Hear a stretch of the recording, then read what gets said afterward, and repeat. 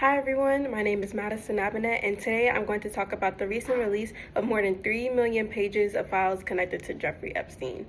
My goal today isn't to convince you of anything, but to help you understand what these files are, what's actually in them, and why so many people are talking about them. About 3 weeks ago, the Justice Department released its final batch of Epstein files, and one of the biggest things reporters have said is that the files are almost impossible to organize. There's no order to them. There are duplicates everywhere, and sometimes a name is blacked out on one page and then completely visible on another. Because of that, journalists are still trying to connect the dots, and honestly, it might take a long time before anyone understands the full story inside these documents. One of the reasons this release is getting so much attention is because of the amount of powerful people shown in the files. Again, not because they were charged with crimes, but simply because they communicated with Epstein at some point via the email communication.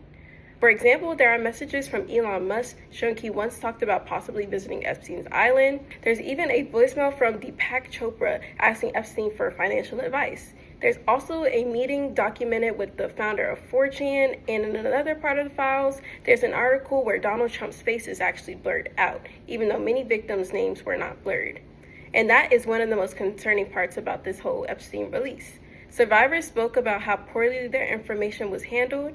Annie Farmer, who testified against Epstein, and Ghislaine Maxwell said that victims' names and even their driver's license information were left visible.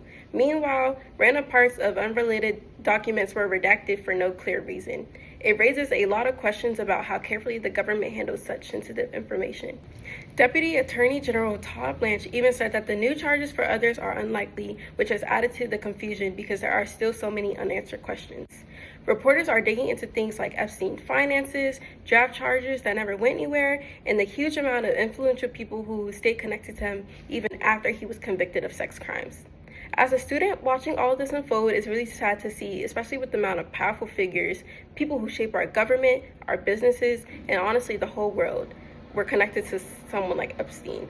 It doesn't automatically mean they were involved in anything illegal, but it does show how influence can be held over people in high places. So to wrap up, the Epstein Files release is massive, chaotic, and honestly pretty overwhelming.